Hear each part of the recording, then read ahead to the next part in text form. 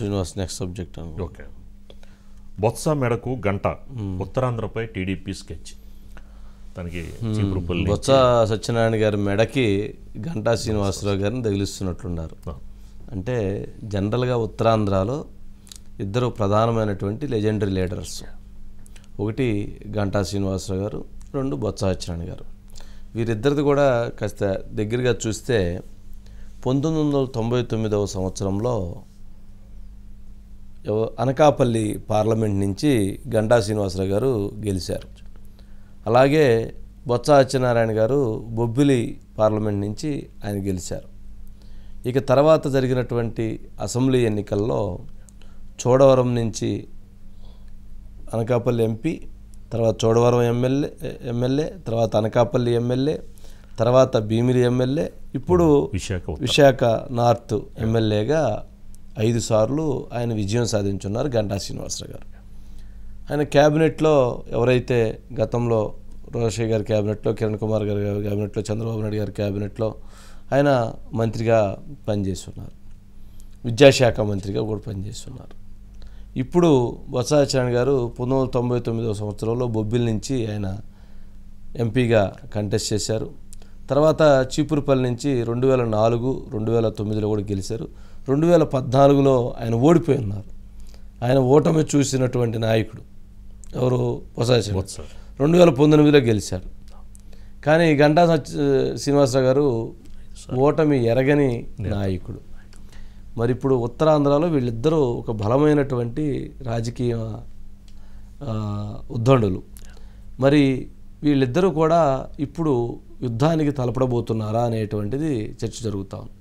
మనం గమనిస్తే బొబ్బిలి నియోజకవర్గం నుంచి గంటా శ్రీనివాసరావు గారు పోటీ చేస్తున్నారు. గంటా శ్రీనివాసరావు గారి పైన బొత్స సత్యనారాయణ గారిని పంపించాలని చెప్పి జగన్మోహన్ రెడ్డి గారు ఆలోచిస్తున్నారు అనేటువంటిది మనం గత కొద్ది రోజుల క్రితం ఒక డిస్కషన్ చేసాం.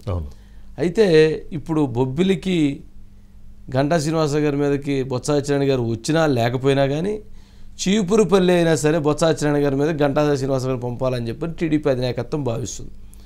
అయితే గంటా శ్రీనివాసరావు గారు తాను విశాఖలో ఎక్కడి నుంచి పోటీ చేయడానికైనా తాను సిద్ధం, కానీ చీపురుపల్లి వెళ్ళి పోటీ చేయడానికి తాను సంసిద్ధతని వ్యక్తం చేస్తున్నాడు. సరే, ఆయనకి అక్కడ ఉన్నటువంటి ఈక్వేషన్స్ లేదా ఇక్కడ తాను ఎక్కడైనా విశాఖ నార్త్ కావచ్చు, లేకపోతే బొబ్బిలి కావచ్చు, లేకపోతే ఇంకోటిగా చూడవరకు ఎక్కడి నుంచైనా పోటీ చేయడానికి ఇష్టంగానే ఉన్నారు. కానీ అక్కడికి వెళ్ళి పోటీ చేయడానికి ఆయన ఎందుకో కొంత ఆలోచనతో ఉన్నారు. కానీ అదే బొత్స సత్యనారాయణ గారు కనుక భీములు వస్తే ఆయనతో అక్కడే ఢీ కొడతారంటున్నారు.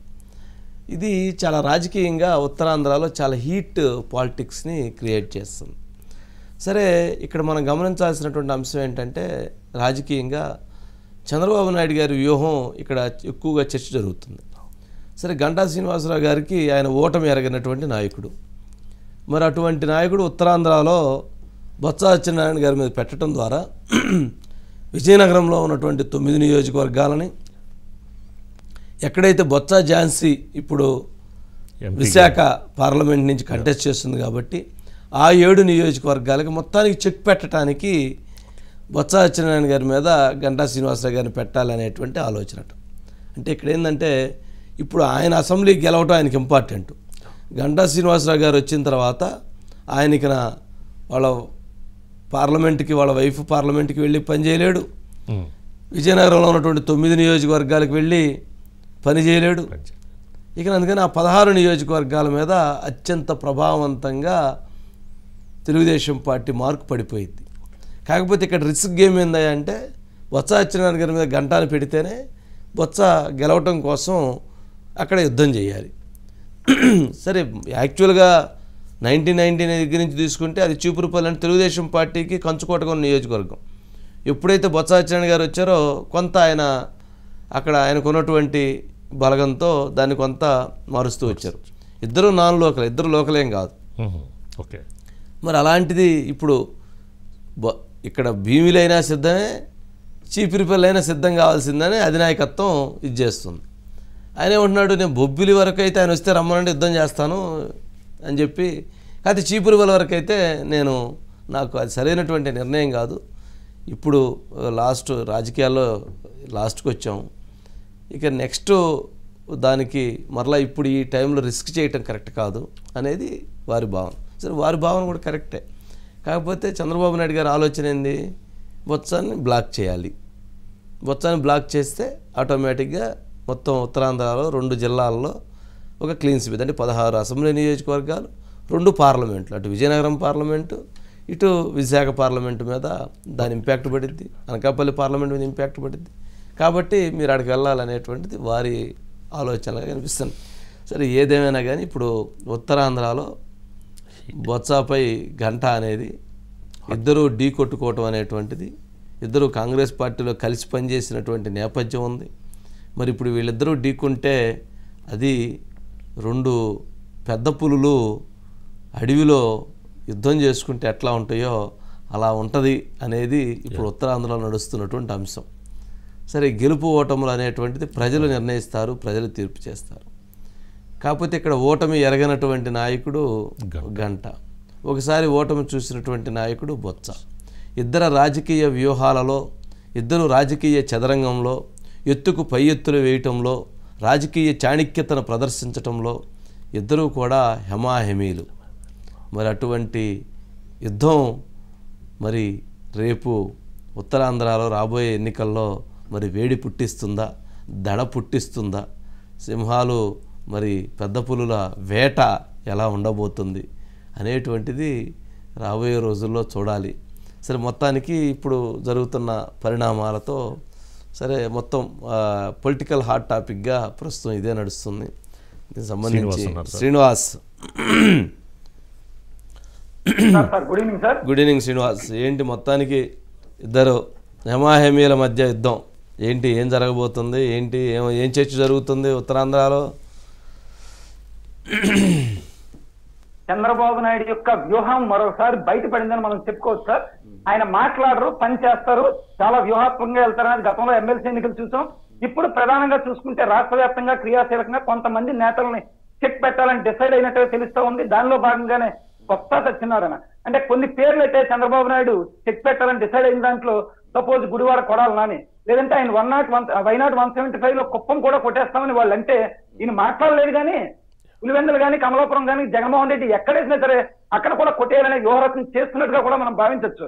దానిలో భాగంగానే 34 నియోజకవర్గాల్లో సాలిడ్ మెజార్టీ వస్తుందని తెలిసినప్పటికీ కూడా అవన్నీ ఆ మెజార్టీ చోట్లైనా ఖచ్చితంగా బొత్స సత్యనారాయణ లాంటి వ్యక్తిని కొట్టి చూపించాలనే ఆలోచనతోనే ఒక గెలుపు గుర్రాన్ని, ఎప్పుడు ఓటమెరిగిన నేత ఆయనే కాదు, ఆయన వెనకాతలు తిరిగే టీంను కూడా గెలిపించుకుంటారు.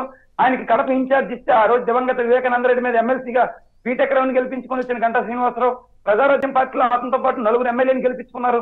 అలాగే ఇప్పటి వరకు మీరు చెప్పినట్టు ఓటమెరిగిన నాయకుడు ఇలాంటి వ్యక్తిని అక్కడ పెడితే ఖచ్చితంగా బొత్స కోటరీ మీద చెక్ పెట్టినట్టు అవుద్ది. ఒకవేళ బొత్స భీములు వస్తే ఓకే, బొత్స కనుక భీములు రాకపోతే ఇతన్ని చీపురుపల్లి పంపించే యోచనలో ఉన్నారు. అయితే మీరు చెప్పినట్టు కూడా గంటా శ్రీనివాసరావు, ఈవేళ కూడా గంటా శ్రీనివాసరావుతో దాడి వీరభద్రరావు, దళిత నగరం మాజీ ఎమ్మెల్యే కె నాయుడు వాళ్ళంతా కూడా ఇప్పటి వరకు కూడా ఆయన దగ్గర మంతనాలు జరుపుతున్న విషయం సార్. ఎలాగైనా ఒప్పించే ప్రయత్నం. అయితే అధిష్టానానికి ఈయన సొంతంగానే తిరస్కరించే వ్యవహారం ఉంది. నేను చీపురుపల్లి దాకా పోను, విశాఖపట్నంలో ఏ నియోజకవర్గం ఇచ్చినా, ఎస్పెషల్లీ భీములు ఇచ్చినా సరే నేను ఆ యుద్ధానికి సిద్ధంగా ఉన్నానని కూడా చెప్తూ సంకేతాలు ఇస్తున్న పరిస్థితి.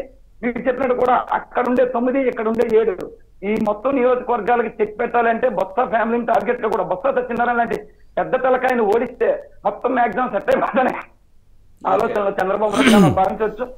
దానిలో భాగంగానే గంటా శ్రీనివాసరావు పోటీ చేయమని చెప్తా ఉన్నారు. ఏదేమైనా ఉత్తరాంధ్రతో పాటు రాష్ట్ర వ్యాప్తంగా కూడా ఇది ప్రస్తుతం మాత్రం పెను సంచలనంగా రాజకీయ హీట్ అయితే రేపిస్తుందని మనం చెప్పుకోవచ్చు. రైట్ శ్రీనివాస్. నెక్స్ట్ అండి, మొత్తానికి విజయనగరంలో ఉన్నటువంటి తెలుగుదేశం పార్టీ శ్రేణులు మొత్తం జిల్లా పార్టీ వాళ్ళందరూ కూడా ఆయన రావాలి అని చెప్పిన గంటా శ్రీనివాసరావు ఇంటి ముందు ధర్నా చేసేట్టున్నారు. ఎందుకనంటే ఆయన వస్తే వాళ్ళందరికీ అడ్వాంటేజ్ అయిపోయింది, అంటే అక్కడ బలం పెరిగిద్ది పార్టీకి. జనరల్గా విశాఖలో నేతలు ఉన్నారు, బట్ విజయనగరంకి వచ్చేటప్పటికి అశోక్ గజపతిరాజు గారు అంత యాక్టివ్గా వెళ్ళలేరు, అంత వారి నియోజకవర్గం వరకు వారు కొంత ఇది చేయగలుగుతారు. కాబట్టి ఇప్పుడు అక్కడ ఎవరో ఒక బలమైనటువంటి నేత వస్తే చాలా బాగుంటుంది అనేది వాళ్ళకున్న ఫీలింగ్ అనుకుంటా. మరి చూడాలి ఏం జరిగిద్ది అనేది. రైట్. ఇక నెక్స్ట్